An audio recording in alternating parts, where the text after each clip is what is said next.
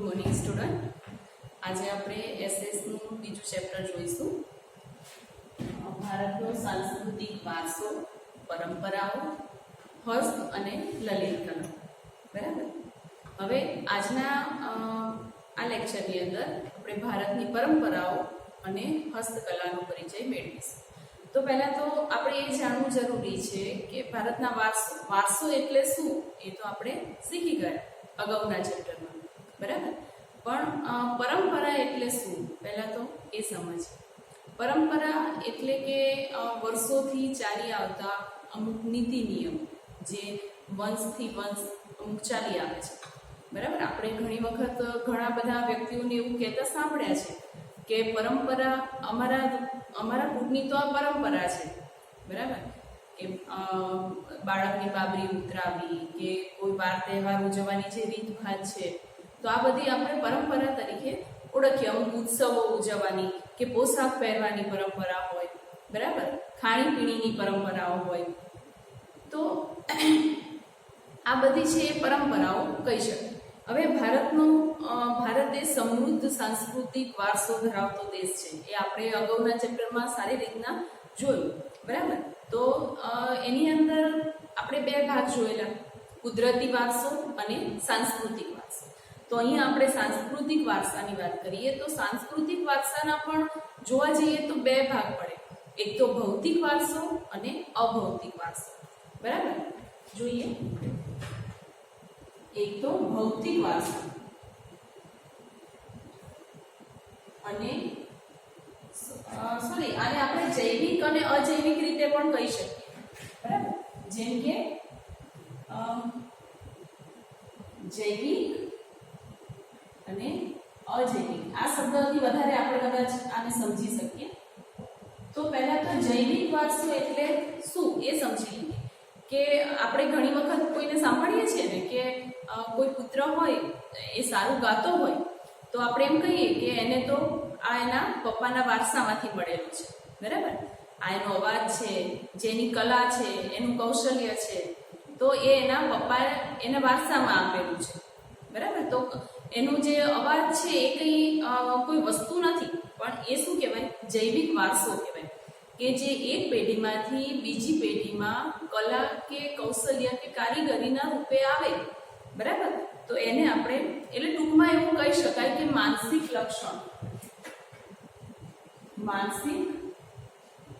લક્ષણોનો વારસો.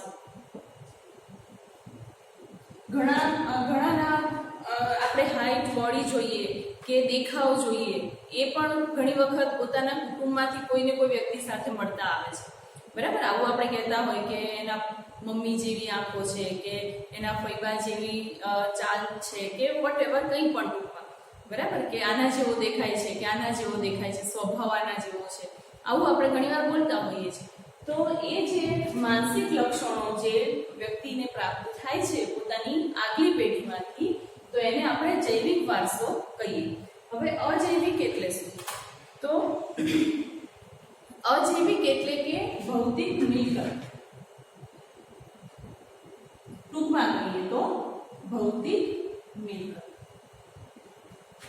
બરાબર.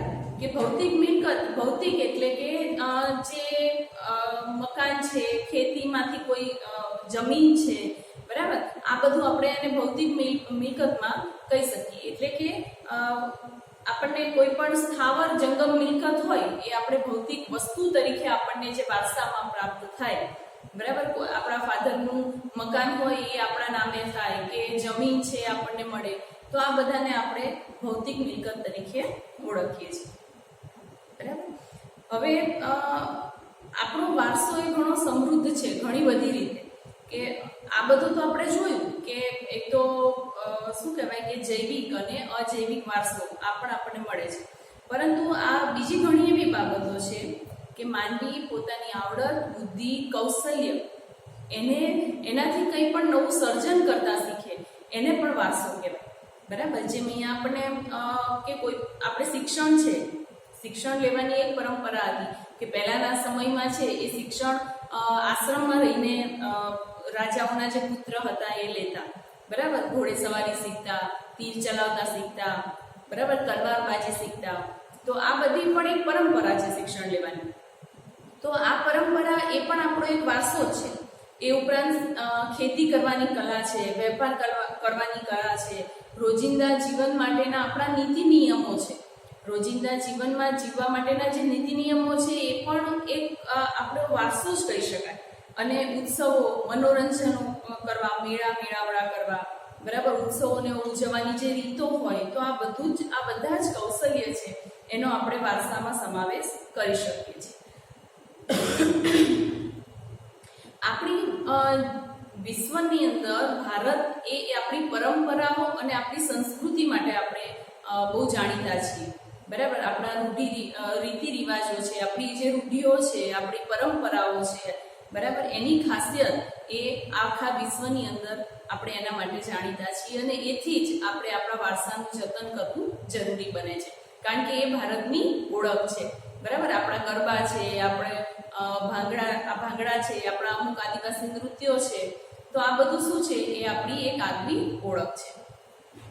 હવે આ સિવાય પણ પ્રાચીન ભારતની 64 કલાઓ હતી. બરાબર, આપણે એમ કહીએ કે આજે ટેકનોલોજીનો વિકાસ થયો અને અમે આવું શીખ્યા કે આટલો બધો વિકાસ કરીને એમ કે આ રીતનું અમે જે પણ આગળ વધ્યા છીએ આજે, પણ એ સમયમાં પણ 64 જાતની કલાઓ આપણા જે પૂર્વજો હતા એ જાણતા હતા. બરાબર, જેમાં હસ્તકલા, કારીગરી, પછી હુનર, ચિત્ર, સંગીત, નાટ્યકલા, નૃત્યકલા, આ બધું જ એક વારસાનો ભાગ છે. અને આ બધા જ કારણ રહ્યા છે કે ભૂતકાળની અંદર વિશ્વના દરેક ખૂણામાંથી પ્રજા આપણા દેશમાં આવી અને વસી, અને ઘણા બધા એવા આક્રમણ પણ થયા છે. બરાબર, મોહમ્મદ ગઝનીએ ભારતમાં 17 વખત આક્રમણ કર્યું. બરાબર, એ શેના માટે? કે આપણું જે સ્થાપત્ય હતું સોમનાથ એ સમયમાં એવું કહેવાતું કે સોનાથી આખું મઢેલું હતું. તો એનાથી આકર્ષાઈને મોહમ્મદ ગઝનીએ 17 વખત આક્રમણ કર્યું ને અનેકો વખત એ સોમનાથમાંથી ઘણું બધી અઢળક સંપત્તિ એ લૂંટીને ગયો. તો એ પણ જે સ્થાપત્ય છે એ આપણો સ્થાપત્યનો વારસો છે. બરાબર, પછી અંદરની જે મૂર્તિ છે એનું નકશીકામ છે, જે કંઈ પણ એને શિલ્પ કામ છે, બરાબર, કાષ્ઠકલા આપણી હોય, આ બધું શું છે એ આપણો વારસો ગણી શકાય. તો આ બધી એ હસ્તકલાઓનો વારસો કહી શકાય. બરાબર, આપણી પરંપરાઓ છે. અને ભારતના જે કહેવાય કે મહામૂલ્ય એક વારસો છે જેને અત્યારે આખા વિશ્વએ અપનાવ્યો છે, એ શું છે? યોગ. બરાબર ને, કે આજે ભારતના જે યોગ છે એને આખા વિશ્વએ હોંશે અપનાવ્યો છે. અને એથી 21 જૂનને આપણે વિશ્વ યોગ દિવસ તરીકે ઉજવીએ છીએ. બરાબર ને, હમણાં જ આપણે 21 જૂન ગઈ, આખા વિશ્વની અંદર આ દિવસને ઉજવાય છે. લોકોએ હવે જે યોગથી જે કંઈ પણ માનસિક કે શારીરિક જે પણ બેનિફિટ મળે છે એને લોકો સમજ્યા છે અને એ વસ્તુને એ લોકોએ અપનાવી છે. બરાબર, હવે આપણે જોઈએ ભારતીય કસબીઓની કરામત.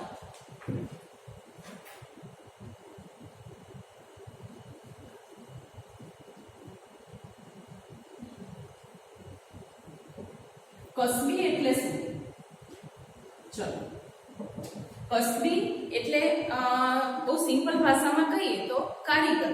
કોઈ પણ વસ્તુ બનાવવા માટે કે એનું સર્જન કરવા માટેની આવડત, બરાબર, એને આપણે કસબી અથવા કારીગર કહી શકીએ. ભારતનું જે સાંસ્કૃતિક સૌંદર્ય છે, બરાબર, સાંસ્કૃતિક સૌંદર્ય એટલે કે જે પણ સ્થાપત્ય છે કે હસ્તકલા કારીગરી છે, તો આ બધું એ કારીગરોના હાથમાં સમાયેલું છે. ભારતના ભાતીગળ જીવનને તેઓએ કલા, કારીગરી, હુનર, ઉદ્યોગ દ્વારા વિકસાવેલું છે. બરાબર, એની અંદર ભરત ગૂંથણ પણ આવે, માટીકલા આવે, શિલ્પકલા આવે, સ્થાપત્ય આવે, પછી ચર્મ ઉદ્યોગ આવે, મીના કારીગરી આવે, હીરાને લગતી જે કંઈ પણ કૌશલ્યપૂર્વક આવડત છે, તો હાથ વણાટની જે પણ આપણા ભારત પાટણના પટોળા ગુજરાતના, બરાબર, ગાલીચા છે, તો આની અંદર આ બધા જ હસ્ત એટલે કે હાથથી થતી કોઈ પણ કલા એનો સમાવેશ આપણે કરી શકીએ. તો ભારતીય કસબીઓમાં આ વસ્તુ ફરીથી રિપીટ કરું છું. ભરત ગૂંથણ, કાસ્ટ કલા. કાસ્ટ એટલે લાકડામાંથી જે કંઈ પણ બનાવવાની કલા છે એ કાસ્ટ એટલે લાકડું. કાસ્ટ કલા, માટીકામ, ધાતુકામ, ચિત્રકલા, ચર્મ ઉદ્યોગ, મીના કારીગરી, પછી નકશીકામ, અકીક અને હીરામાંથી હીરાને લગતી કૌશલ્યપૂર્ણ જે પણ કારીગરી છે, શિલ્પ સ્થાપત્ય છે, હાથવણાટને લગતી કોઈ પણ કારીગરી છે. તો આ ભારતની એક અનોખી કારીગરી છે, બરાબર. એ દુનિયાના કોઈ ખૂણામાં ક્યાંય તમને આવા મંદિરો કે આવા સ્થાપત્યોમાં જે એકદમ નકશીકામ, ઝીણું નકશીકામ થયેલું જે છે, કે મૂર્તિઓને જે રીતે શણગારવામાં આવે છે, બરાબર, કે અમુક અકીકના પથ્થર કે હીરાથી જડવામાં આવે છે, આ વસ્તુ દુનિયાના કોઈ ખૂણામાં આપણને જોવા મળતી નથી. એટલા માટે જ ભારત એ બીજા દેશો કરતાં કંઈક અલગ પડે છે. કેમ? કારણ કે આપણો સાંસ્કૃતિક વારસો એ બીજા દેશથી આપણને અલગ પાડે છે. ઠીક છે. હવે સૌથી પહેલા આપણે જોઈએ માટીકામ. માટીકામ છે એ સૌથી પ્રાચીન કળા છે આપણી, બરાબર. માણસ છે એવું કહેવાય કે માટીમાં જન્મ્યો ને માટીમાં મળી જવાનો છે, બરાબર. એટલે કે આપણો માટી સાથેનો એટલે કે જમીન સાથેનો સંબંધ છે એ બહુ ઊંડાણપૂર્વકનો છે.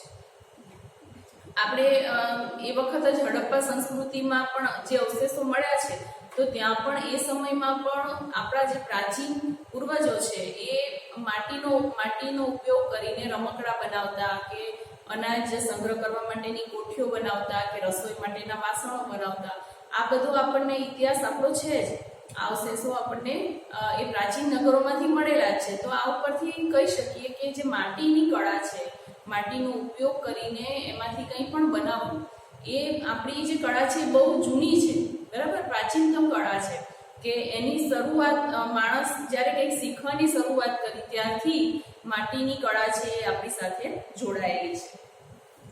માટીના રમકડા, ઘડા, કુડી, કોડિયા, હાંડલા, માટીના ચૂલા, અનાજ સંગ્રહ કરવા માટેની કોઠીઓ, પ્રવાહી ભરવા માટેના વાસણો, પછી છાણ અને માટી એ બંનેને મિક્સ કરીને લીપીને બનાવવામાં આવતા ઘરો. તમે જૂના ગામડાની અંદર જૂના ઘરો જુઓ તો એમાં તમને ખબર હોય કે આવા ઈંટ, સિમેન્ટ કે પથ્થરના મકાનો નહોતા, પણ માટી અને છાણને મિક્સ કરીને, એવી ચીકણી માટી આવે એ બંનેને મિક્સ કરીને પછી બનાવવામાં આવતા ઘરો. અને આપણે જેમ દિવાળી આવે ને આપણે જે રીતે કલર કરાવીએ ને ઘરમાં, તો એ લોકો ત્યારે માટીથી લીપીને પછી નીચેની ફ્લોર પણ કેવી હોય, માટીથી લીપેલું હોય, માટી અને છાણને મિક્સ કરીને લીપેલું હોય, બરાબર. પછી એ જ્યારે દિવાળી કે એવું કંઈ પણ વાર તહેવાર કે પ્રસંગ ઘરમાં આવતો હોય તો એની અંદર એ લીપેલું જે હોય એમાં એ પાછા ડિઝાઇન પણ કરતા, કે આ મોર છે કે કોઈ પણ પક્ષીનું એ ડિઝાઇન કરીને પછી એની અંદર આભલાથી પોતે કંઈક અલગ દર્શાવવાનો પ્રયત્ન કરતા. તો એ સમયમાં માટીનો ઉપયોગ જ મહત્તમ દરેક વસ્તુ બનાવવા માટે થતો. રસોઈના વાસણો પણ માટીના રહેતા. એ આપણે મોહેંજો-દડો અને હડપ્પા સંસ્કૃતિમાંથી જે માટીમાંથી બનાવેલા અને લાલ રંગ કરેલા જે અમુક વાસણો, ઓજારો જે આપણને મળ્યા છે, એની ઉપરથી આપણે કહી શકાય કે બરણી, રકાબી ને અનાજ ભરવાની કોઠી ને આ બધું આપણને ત્યાંથી મોહેંજો-દડોમાંથી અવશેષો તરીકે મળેલું છે. એવું કહેવાય છે કે કુંભારનો ચાકડો માટીકામ માટે પ્રાચીન ભારતનું પ્રથમ યંત્ર હતું. કુંભારનો ચાકડો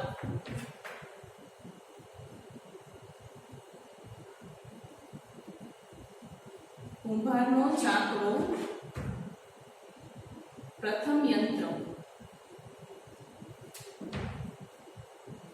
માટીકામ માટેનું પ્રથમ યંત્ર એ કુંભારનો ચાકડો ગણાય, બરાબર.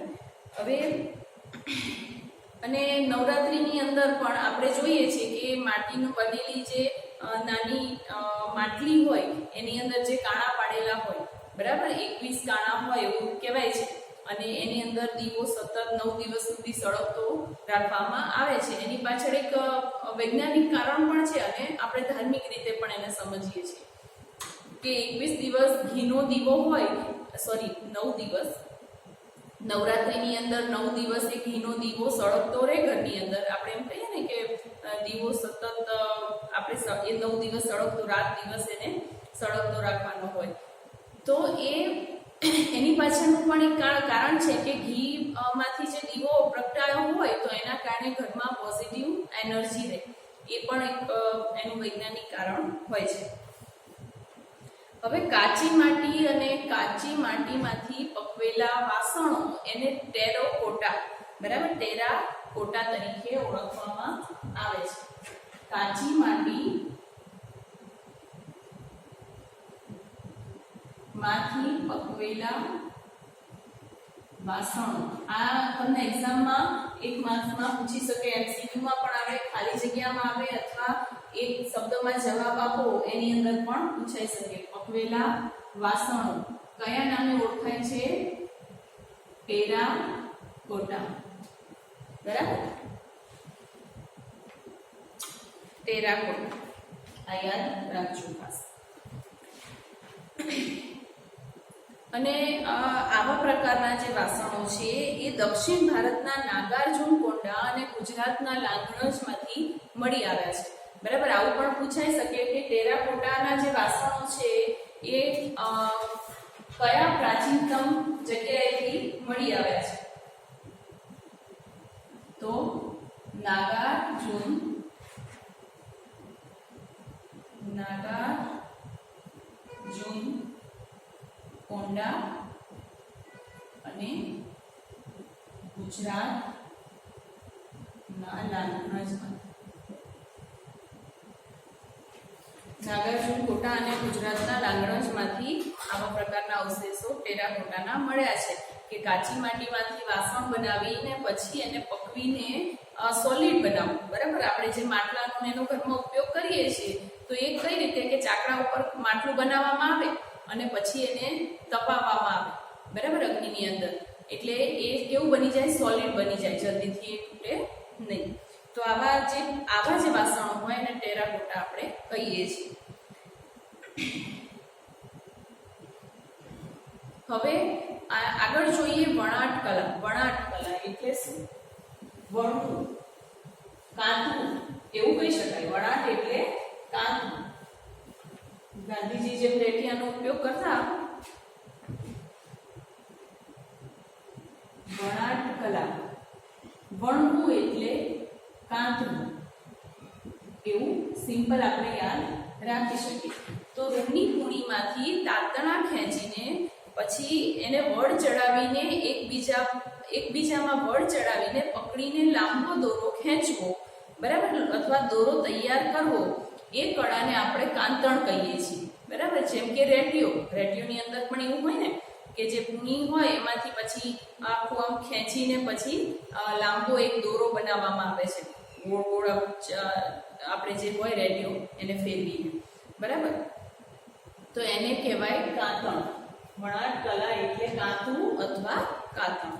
તો આપણને ખબર છે કે ગાંધીજીએ તો આ રેડિયાનો ઉપયોગ કરીને અથવા આ રીતે કાંતીને દેશને આઝાદી અપાય એવું કહી શકાય, બરાબર. એ સમયમાં સ્વાવલંબન બનવું એ આ રેડિયાની મદદથી લોકો પોતાના સ્વાવલંબી અને પોતે સ્વદેશી વસ્તુઓનો ઉપયોગ કરતા કે એમાં જે કાપડ તૈયાર થતું રેડિયામાંથી, એ કાપડનો ઉપયોગ કરીને સ્વદેશી વસ્તુઓ જ પહેરવી, ખાદી પહેરવી, એ સમયમાં એ રીતે આપણે આઝાદી મેળવેલી.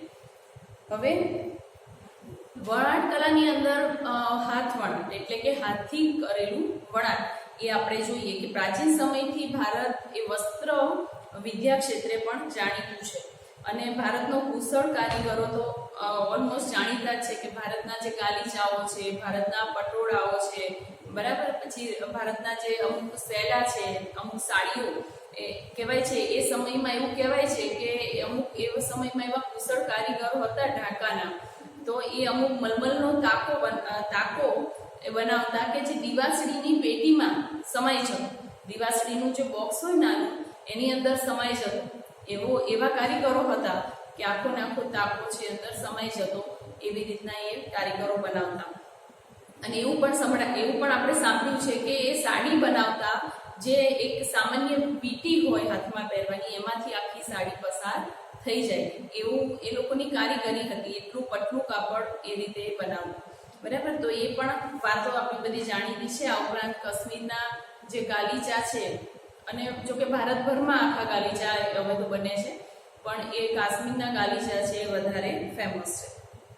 આ ઉપરાંત પાટણના પટોળા, બરાબર, કાંજીવરમ સાડીઓ છે એ આખા વિશ્વમાં, એટલું ભારતમાં નહીં, પણ આ પાટણના પટોળા અને કાંજીવરમ સાડી તો આખા વિશ્વની અંદર ફેમસ છે. આ ઉપરાંત હવે તો ગુજરાત અને રાજસ્થાનમાં જે બનતી, આપણે ગુજરાતમાં જામનગર, કચ્છમાં જે બાંધણી કહેવાય છે, બરાબર, કચ્છની બાંધણીઓ હોય છે, જામનગરની બાંધણીઓ હોય છે, આ પણ હવે વિશ્વની અંદર લોકોનું આકર્ષણનું કેન્દ્ર બની રહી છે. ગુજરાતમાં જ્યારે સોલંકી યુગ હતો ત્યારે પાટણ એ ગુજરાતનું પાટનગર હતું, જેમ અત્યારે ગાંધીનગર છે, એ સમયમાં એ પાટણ ગુજરાતનું પાટનગર કહેવાતું. તો એ સમયમાં ઘણા બધા કારીગરો, આજે પટોળા બનાવતા કારીગરો છે, એ ભારતમાં આવીને વસેલા, ગુજરાતમાં આવીને વસેલા, અને ત્યારથી આ પાટણની અંદર એ મુખ્ય પટોળા બનાવવાનું કેન્દ્ર બનેલું. હવે જો કે એટલા બધા એવા કારીગરો રહ્યા નથી, કારણ કે પટોળા બનાવવા એક તો બહુ મહેનતનું કામ છે, પછી બહુ મોંઘું પણ છે, બરાબર. પટોળાને એ રીતે બનાવવામાં આવે કે બંને બાજુ એ પહેરી શકાય, એટલે એ બંને બાજુ પહેરી શકાય છે, અને એટલા માટે એને બેવડયુક્ત કહેવામાં આવે છે, એટલે કે બંને બાજુ વણેલું એવું કહી શકાય, બેવડયુક્ત. પટોળા એ બેવડયુક્ત કહેવાય છે, બરાબર, એટલે યુક્ત એટલે વણેલા, બંને બાજુ પહેરી શકાય એવા.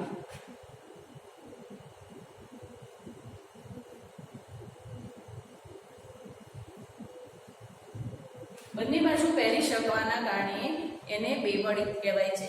એક તો પાટણ એ પટોળા બનાવવા એ બહુ જટિલ કામ છે, ઘણો લાંબો સમય માંગી લે છે, ખર્ચો પણ ઘણો થાય છે, એટલે હવે ધીરે ધીરે એ બનાવનાર કારીગરોની સંખ્યા એ પાટણમાં ઓછી થતી જાય છે, બરાબર, કારણ કે બહુ લાંબો સમય માંગી લે છે એક પટોળું બનાવવું, અને એને ખરીદનારા વ્યક્તિઓ પણ હવે ઓછા થતા જાય છે, બરાબર. અને એટલું બધું એનું ઝીણવટપૂર્વકનું કામકાજ હોય છે કે એને બનાવતા સેજે એક સાડી બનતા 2 થી 6 મહિનાનો સમય લાગી જાય છે. અને એવું સાંભળવામાં આવ્યું છે કે પટોળાની કિંમત છે એ લગભગ 50,000 થી તો શરૂ થાય, જેવું પટોળું, પછી એની અંદર સોના ચાંદીના તારથી પણ વણાટ કરવામાં આવે છે, તો એ પટોળાની કિંમત છે વધારે મોંઘી થઈ જાય, પણ એનો રંગ ક્યારેય જતો નથી, અને વર્ષો સુધી એની જે પેટર્ન છે, એની ઉપર જે ભાત પાડવામાં આવી છે એ રહે છે, આવું કહેવાય છે, બરાબર. એટલે આપણા ગુજરાતીઓમાં કહેવત પણ છે ને, પડી પટોળે ભાત પાટે પણ ફીટે નહીં.